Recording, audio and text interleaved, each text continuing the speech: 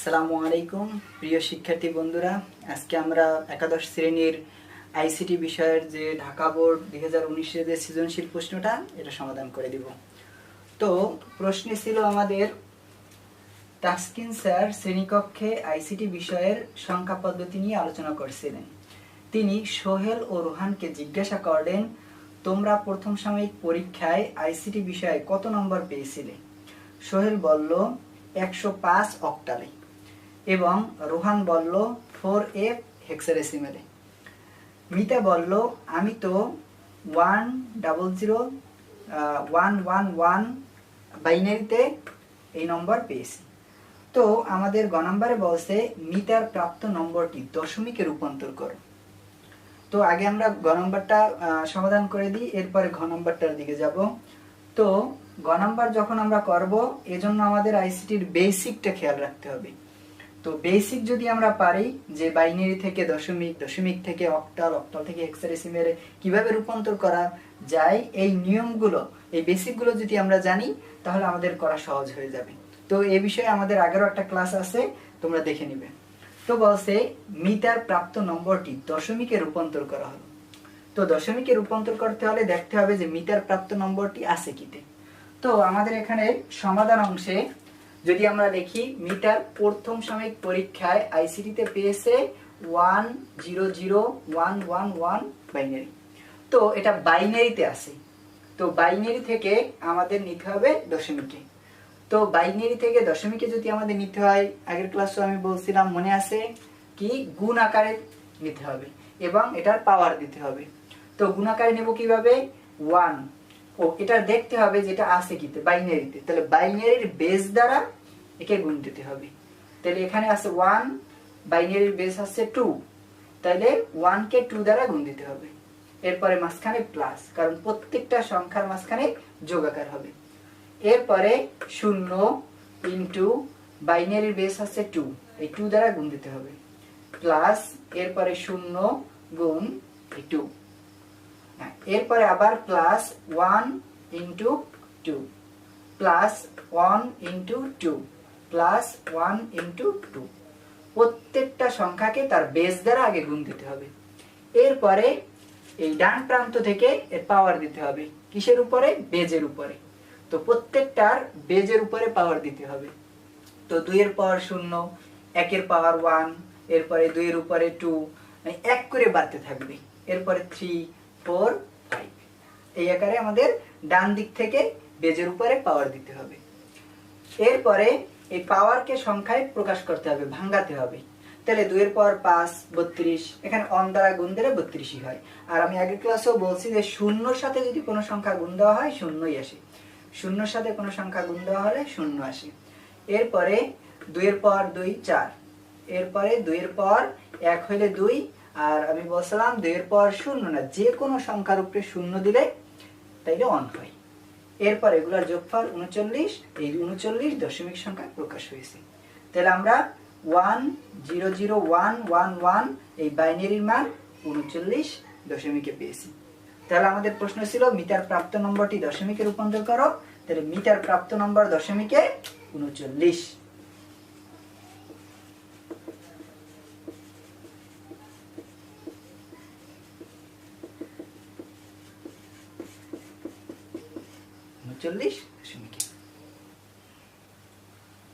আমাদের গ নাম্বার প্রশ্নে ছিল সোহেল ও রোহানের প্রাপ্ত নম্বরের পার্থক্য যোগের মাধ্যমে নির্ণয় করো। তাহলে সোহেল ও রোহানের প্রাপ্ত নম্বরের পার্থক্য যোগের মাধ্যমে নির্ণয় করো বললে, তো এখানে বলতে পারে 2 এর পরিপূরক পদ্ধতিতে নির্ণয় করো অথবা যোগের মাধ্যমে পার্থক্য নির্ণয় করো। যোগের মাধ্যমে পার্থক্য কিভাবে নির্ণয় করে? 2 এর পরিপূরকের মাধ্যমে। তো সোহেল এবং রোহানের প্রাপ্ত নম্বরের ভিতরে, দুইজনের ভিতরে যার নম্বরের পার্থক্য ছোট হবে বা যার নম্বর ছোট হবে তার নম্বরের বাইনারি মানকে 8 বিট রেজিস্টারে 2 এর পরিপূরক করতে হবে। এরপরে দুইটার মানকে যোগ করলেই যোগের মাধ্যমে পার্থক্য পাওয়া যাবে। যেমন এখানে আমাদের সোহেলের নম্বর ছিল 105 অক্টালে, এটাকে বাইনারিতে রূপান্তর করতে হবে। তো 105 আছে অক্টালে, অক্টাল থেকে আমরা যদি বাইনারিতে রূপান্তর করি অবশ্যই 3 বিট রেজিস্টারে আমাদের নির্ণয় করতে হবে। তো 3 বিট রেজিস্টার হচ্ছে 4 to 1, এবং 0-এর জন্য 4 to 1, 5-এর জন্য 4 to 1। তাহলে 5-কে আমরা যদি বাইনারিতে রূপান্তর করি 3 বিট রেজিস্টারে, তাহলে আমাদের 4 to 1 এর মাধ্যমে নির্ণয় করব।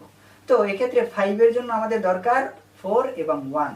তো যেটা যেটা দরকার ওটার জন্য বিট হবে 1, আর যেটা দরকার নাই এটার জন্য 0। তো এখানে আমাদের 5-এর জন্য 4 এবং 1 দরকার, তাহলে 4-এর নিচে 1 এবং 1-এর নিচেও 1। 2 আমাদের দরকার নেই, এই জন্য 0। একইভাবে 0-এর জন্য 3 বিট। তো 3 বিটের জন্য আমাদের 0-এর জন্য কোনো বিটই প্রয়োজন নেই, এই জন্য 3টার নিচেই 0। এরপরে 1 নির্ণয়ের ক্ষেত্রে আমাদের এখানে শুধু 1 দরকার, এই জন্য 1-এর নিচে 1।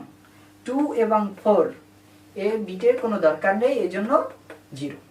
তো এক্ষেত্রে আমরা পাইতেছি 0 0 1 0 0 0 1 0 1। এটা বাইনারিতে আমরা 3 বিট রেজিস্টারের মাধ্যমে অক্টাল থেকে বাইনারিতে পেয়েছি। এরপরে রোহানের নম্বরটি আমাদের বাইনারিতে রূপান্তর করতে হবে। তো রোহানের নম্বর ছিল 4f, তার মানে হেক্সাডেসিমেলে। তো হেক্সাডেসিমেল সংখ্যা থেকে যদি আমরা বাইনারিতে রূপান্তর করি তাহলে আমাদের 4 বিট রেজিস্টারে করতে হবে। এটা আমাদের বেসিক ক্লাসও বলা আছে, তোমরা একটু আগের ক্লাসগুলো দেখে আসবে, তাহলে ক্লিয়ার হতে পারবে।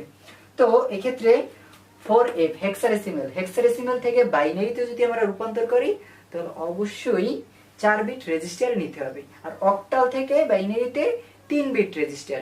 তো এক্ষেত্রে 8421 এফ এর জন্য 8421 রেজিস্টার ব্যবহার করতে হবে। তো এক্ষেত্রে আমাদের এফ হচ্ছে 15, এফ এর সাংখ্যিক মান হচ্ছে 15 নির্ণয় করার ক্ষেত্রে আমাদের 8421 চারটাই দরকার, এই জন্য চারটার নিচেই 1 হবে। 4 নির্ণয়ের জন্য আমাদের শুধু 4 দরকার, 4 এর নিচে 1 হবে। 218 দরকার নেই, এজন্য এগুলোর নিচে 0 হবে। তো এক্ষেত্রে আমরা 4f এর হেক্সাডেসিমেলের বাইনারি মান পাইতেছি 0 1 0 0 1 1 1 1 2, মানে বাইনারিতে। তো এখন আমাদের সোহেলের নম্বরটিও বাইনারিতে পেয়েছি, রোহানের নম্বরটিও বাইনারিতে পেয়েছি। তো এক্ষেত্রে আমাদের দুইটা মান কি এটা আলাদাভাবে রাফ বা ক্যালকুলেশন করে দেখা যেতে পারে যে দুইটা মান দশমিকে রূপান্তরের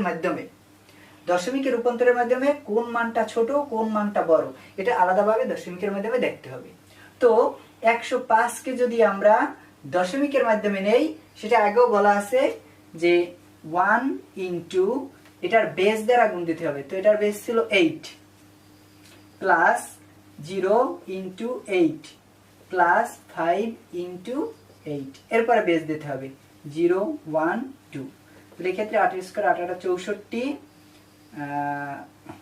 এরপরে এখানে 0 আর 5 অক্ষে 5, তাহলে এক্ষেত্রে আমরা মান পাইতেছি 69। তাহলে সোহেলের নম্বর আমরা দশমিকে 69 পেয়েছি। একইভাবে যদি রোহানের নম্বরটি আমরা দশমিকে রূপান্তর করি তাহলে 4 ইনটু এটার বেস আছে 16, তাহলে 16 দ্বারা গুণ দিতে হবে। এফ বলতে আমরা 15 ইনটু হেক্সাডেসিমেলের বেস, এর ক্ষেত্রে 0 1, তাহলে 4 আর 16 গুণ দিলে 48, 424 4 আর 64। একইভাবে 15 আর এক্ষেত্রে এটার পাওয়ার 0, এক্ষেত্রে 15, তাইলে এখন এটার যোগফলে আসে 9 6 7 আর 7 79। তাহলে এক্ষেত্রে আমরা রোহানের প্রাপ্ত নম্বরটি বড় বলে বিবেচিত হই, কারণ রোহানের প্রাপ্ত নম্বর 79 দশমিকে আর সোহেলের নম্বর ছিল 69, তাহলে অবশ্যই রোহানের নম্বরটি বড়। এই জন্য আমরা এই কথা লিখতে পারি যে যেহেতু রোহানের প্রাপ্ত নম্বর বেশি বা বড়, তাই সোহেলের বাইনারি নম্বর 2 এর পরিপূরক নির্ণয় করা হলো। তো নম্বরটি 8 বিটের মাধ্যমে 8 বিট রেজিস্টারে, এটা অবশ্যই 8 বিট রেজিস্টারে হতে হবে। 8 বিট রেজিস্টারে 2 এর পরিপূরক নির্ণয় করা হলো। 8 বিট রেজিস্টারে 2 এর পরিপূরক নির্ণয় করা হলো। তো এই ক্ষেত্রে আমরা এই মানটির 8 বিট পাই, এই ক্ষেত্রে আমরা এই মানটির 8 বিট পাই এবং এই 8 বিট বাইনারি মানকে প্রথমে উল্টাতে হবে। উল্টালে 1 এর পরিপূরক, কারণ আমরা 2 এর পরিপূরকের সংজ্ঞায় কি পাই, কোনো বাইনারি সংখ্যাকে উল্টালে যে মান পাওয়া যায় তাকে 1 এর পরিপূরক, 1 এর পরিপূরকের সাথে 1 যোগ দিলে 2 এর পরিপূরক। তাহলে এই প্রাপ্ত বাইনারি নম্বরটির উল্টালে যে মান আমরা পাই 1 এর বিপরীত 0, 0 এর বিপরীত 1, আবার 1 এর বিপরীত 0, 0 এর বিপরীত 1, 0 এর বিপরীত 1, 0 এর বিপরীত 1, 1 এর বিপরীত 0, 0 এর বিপরীত 1। এটা পাইছি আমরা 1 এর পরিপূরক। একইভাবে এই মানের সাথে যদি 1 আমরা যোগ দেই তাহলে আমরা 2 এর পরিপূরক পাবো। তাহলে 1 এবং 0 যোগ করলে 1, 1 এর 1, এরপরে বাকি ডিজিটগুলো বসে যাবে। তাহলে এটা আমরা পাইলাম 2 এর পরিপূরক। এখন বাকি অংশটুকু আমাদের এখানে যে এই হচ্ছে বড় সংখ্যাটি রোহানের প্রাপ্ত নম্বর, রোহানের যে প্রাপ্ত নম্বর বাইনারিতে পেয়েছিলাম রোহানের নম্বরটি উঠাবো। এরপরে 8 বিট রেজিস্টারে 2 এর পরিপূরক যে মানটা আমরা পেয়েছি সোহেলের ওই বাইনারি মানটা এটার নিচে সমানভাবে উঠাতে হবে। এরপর এটা যোগের কাজ, যেহেতু এটা পার্থক্য বলছে এবং এই মানটা 2 এর পরিপূরক করলে অবশ্যই মাইনাস ফিগারে আসবে, মাইনাসে আসবে। এখানে সোহেলের যে নম্বর ছিল, সোহেলের নম্বরটি এটা আসছে অবশ্যই মাইনাস ফিগারে, মাইনাস 105 এ রূপান্তর হয়েছে। তো এক্ষেত্রে মাইনাস এবং মাইনাস, মাইনাস মাইনাসে প্লাস হয়, তার মানে যোগ করতে হবে। 1 এবং 1 এর যোগফল 0, ক্যারি থাকে 1, সেই 1 এখানে ধরতে হবে।